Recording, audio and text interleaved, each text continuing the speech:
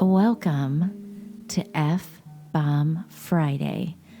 I am your host, Tracy Preston, along with my husband, Todd. Hey, hon. Hey, baby. Are you ready? I am ready. Let's hit it.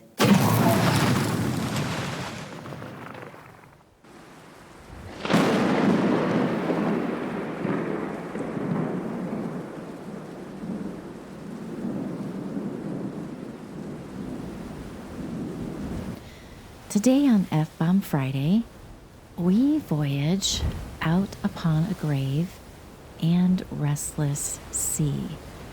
Here in Michigan, we are raised on a truth as old as the water itself. The Great Lakes are beautiful, but they do not forgive. And one of their stories echo louder. None chills deeper than that of the wreck of the Edmund Fitzgerald, a massive ore carrier, the largest to ever sail the lakes in her day. A ship considered so strong, sailors joked she was unsinkable. Now, where have we heard that before? We've heard that before. Yes, we did. But on the night of November 10th, 1975, Lake Superior proved once again that arrogance is a luxury the living hold. The dead know better. Today we honor 29 men, husbands, brothers, fathers, who vanished into the depths in a storm so fierce that some believe that the Witch of November herself rose out of the water to claim them. She's not the kind of witch who hides in the shadows of the forest or brews curses over a bubbling cauldron. No, the witch rides the wind. Every year, as autumn gasps its final breath, the Great Lakes awaken to something ancient and unrelenting. The Anishinaabe people have long respected the power of these waters. They know that spirits dwell there. But sailors gave her a name that feels like a warning. The Witch of November. She sweeps down from the Canadian North, gathering cold, wrath, and rage. Her storms churn waves as tall as buildings and slam steel hulls like their toys. It was the witch who howled across Lake Superior on November 10th, 1975, tearing the Edmund Fitzgerald from this world and dragging 29 souls into the dark. They say when the gales of November come early, you can hear her. In the wind, in the waves, in the moan of shipwrecks resting on lake beds. She is winter's first curse. The one the lakes fear, they can never escape. The Witch of November is here, and she's hungry. Lake Superior is many things: a mirror of the sky, a monster of storms, a keeper of secrets. The Anishinaabe people called her Gichigami, the Great Water. The French called her Lac Superior. Superior in the sense of above, but the name has always carried a darker edge. For Superior is not simply another lake. She is an ocean with walls, a labyrinth of cold and pressure, a place where ships vanish without a single ripple. 50 years ago, a legend sank into her depths. The SS Edmund Fitzgerald disappeared into the dark, icy waves with her crew of 29 men. Not a single body was recovered. Not a single moment of their final struggle was witnessed by human eyes, but something the lake remembers. The Fitzgerald first launched in 1958. The ship was 729 feet long and weighed a massive 13,632 gross tons. That's insane. That's a huge ship. Wow. But small, I think, by today's standards, Built to haul vast loads of iron ore, the industrial heartbeat of the Midwest. Her captain on that final crossing, Ernest McSorley, was a seasoned sailor nearing retirement, tough and skilled. The kind of man who didn't complain unless conditions were truly bad. He was joined by a crew of men from Michigan, Ohio, Wisconsin, and Minnesota. Engineers, cooks, deckhands, fathers, brothers, husbands, friends, young men ripping jokes, older men with stories and scars. They left Superior, Wisconsin, late afternoon on November 9th, bound for Detroit, pushing to outrun a storm that roared toward them with hurricane force fury. By the evening of November 10th, the storm caught them. Winds screamed over 60 miles per hour. Waves rose like cliffs. Snow slashed visibility to almost zero. Captain McSorley's last transmission from the Fitzgerald was at 7:10 p.m. We're holding our own. Minutes later, she was gone. Search and rescue found only debris, diesel drums, lifeboat fragments, bits of wreckage scattered like the remains of a great beast torn apart. Later investigations by the United States Coast Guard, the National Transportation Safety Board, and independent experts pointed to likely combined causes: a structural stress from the storm, hatch failures letting water flood the hold,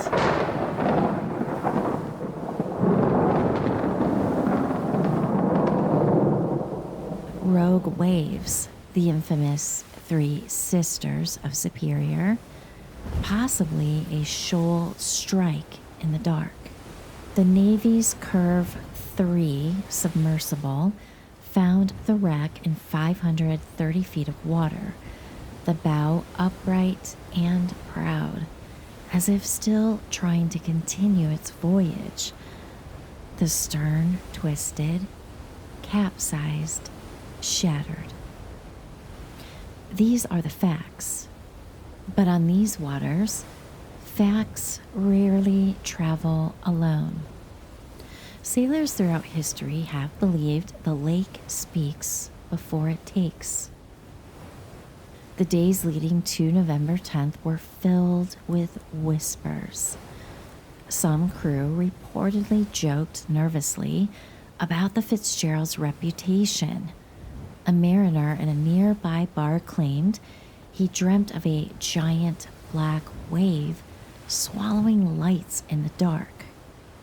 Locals say wolves, symbols of warning to Ojibwe, howled strangely near the Sulaks that morning.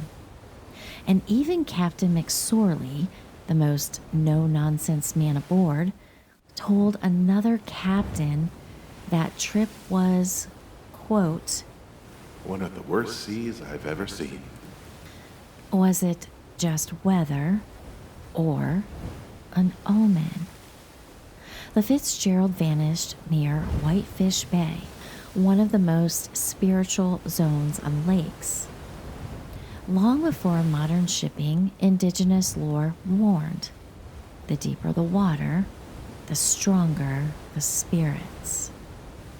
The waters between Whitefish Point and the Canadian shore were known as Thunderbird Corridor, where storms were not mere weather, but battles between the great sky spirits and the monstrous forces below.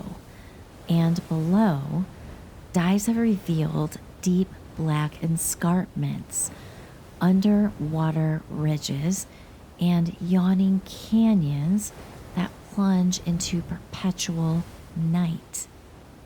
To the Ojibwe, the depths were home to the Mishipeshu, the horned water panther, a guardian, a destroyer, a creature whose domain was treacherous storms and drowned souls.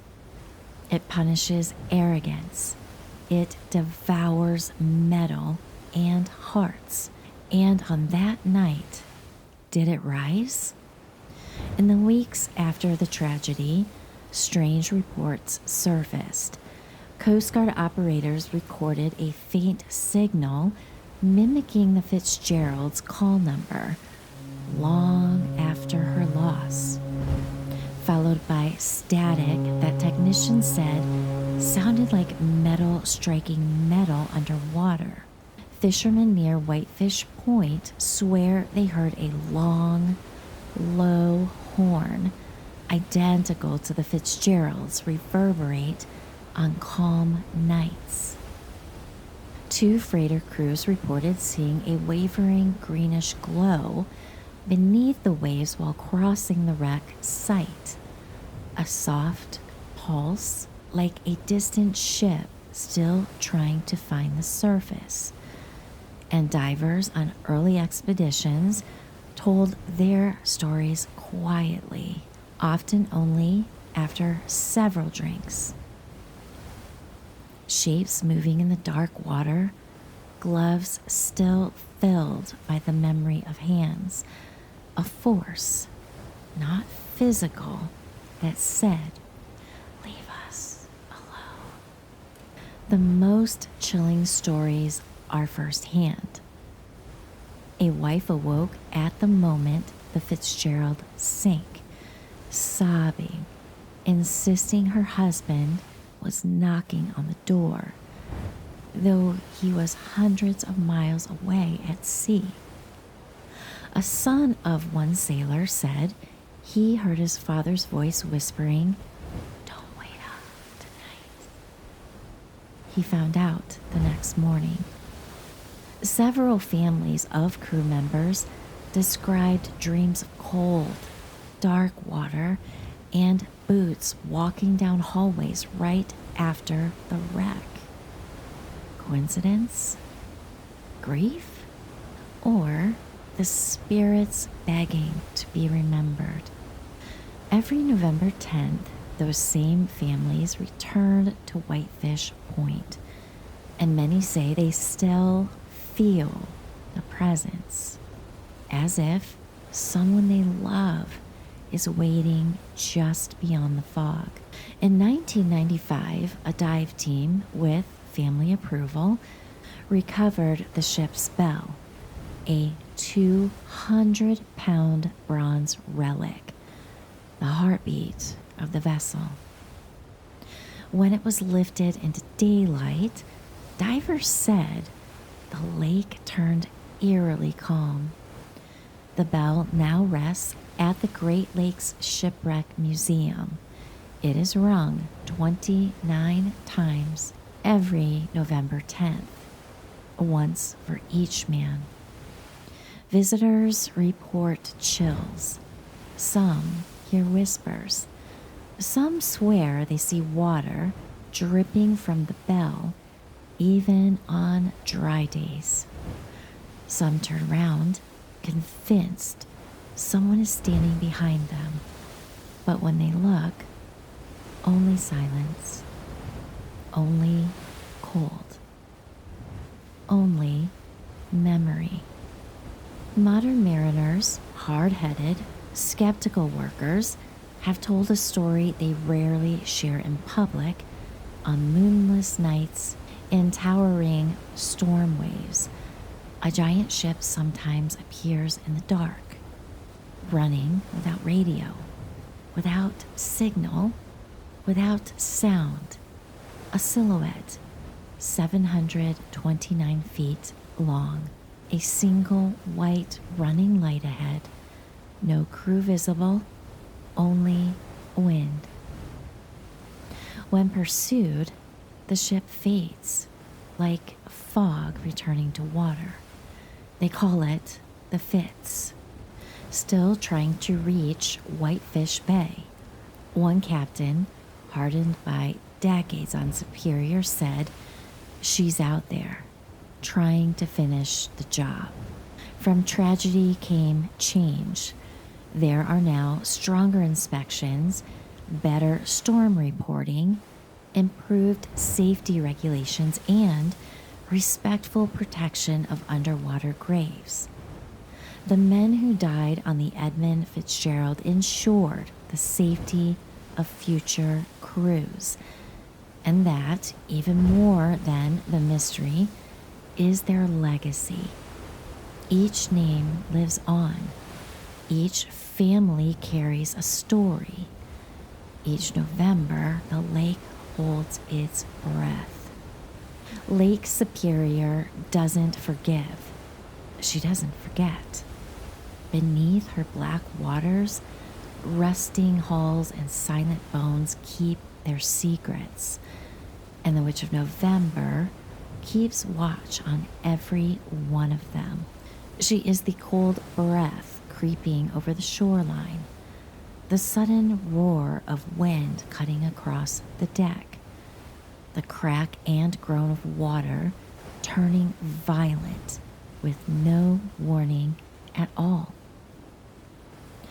Some call it weather, sailors call it fate. But those who know this lake truly know her, understand it's something alive, something ancient, something that rises with the dying light of autumn. Because when the calendar slips into November and Superior stares back with that iron gray gaze, the witch awakens. She lashes the waves into the walls. She drags the sky into the darkness, and she reminds every soul who dares to cross her, she is queen. Those who vanished in her depths are never truly gone. Their stories echo across the lake like whispered warnings carried on cold spray. And if you stand alone on the shoreline late at night, listening to the wind howl over the water, you may hear them, or her, calling you to remember. Remember the storms. Remember the lives. Remember the power that still stirs beneath the surface. Because the Witch of November is never far. She's always waiting, and she'll return, as she always does, hungry for the next chapter of the Great Lakes lore.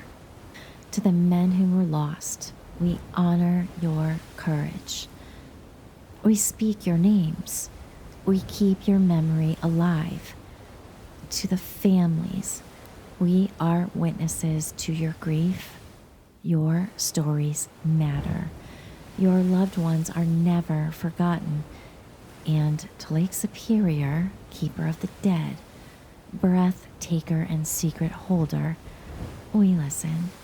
and we respect the silence.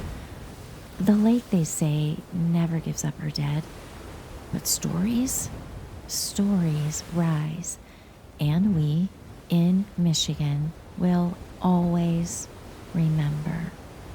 Well, we've certainly hit some milestones this week. We did. November is kind of a big month, isn't it? Mm-hmm. Lots of anniversaries. And this one I remember from when I was a child. I was 3 years old when the wreck of the Edmund Fitzgerald happened, and I remember my dad and my mom were just glued to the television. And a year later, in 1976, a song came out about the wreck of Edmund Fitzgerald, and what a great song, and I read somewhere that the families of sailors that were lost, they really, really love and appreciate this song. It's a great tribute, and it helps keep their memory alive. If you think about it, of all the shipwrecks that happened in the Great Lakes over the years, there's an estimated 6,000 from the Great Lakes Shipwreck Museum, total shipwrecks in the Great Lakes. Now, historians say that number is way smaller than it should be. Estimated 30,000 people, of course, with the elevated numbers that the historians think that there are, that number would even be larger too. The Great Lakes are no joke. Right, and we've talked about that before, where you showed me a map of the Great Lakes, and it's not just the big transportation ships, tons of vessels, tons of different types of vessels. Now, Right. I was 5, and I have no recollection. I don't remember my parents watching anything, talking about it. I just remember the song. Yeah. And Gordon Lightfoot, he's from Canada, and his song pretty much nails the story. It does, and it's eerie. It's beautiful and haunting at the same time. Mm-hmm. I have to turn it up every time I hear that song. It never gets old. It never gets old. Yeah, good story. Yeah. And next week we have another anniversary coming up of something else. That's right. It's another good one, and boy, did we ever get a zinger on that show today. Yeah, excited about that. Oh, so excited. So excited. Other than I was really compelled to do this story, there's some haunting stories, like with the shadow of the ship being seen and the lights and the horns and stuff like that. So it does kind of fall into the folklore legend category. But it's very cool that, to be able to do this story on the week of its anniversary, which was this past Monday. This is kind of our tribute to the Edmund Fitzgerald and the 29 men that lost their lives that day in 1975. Ding the bell 29 times.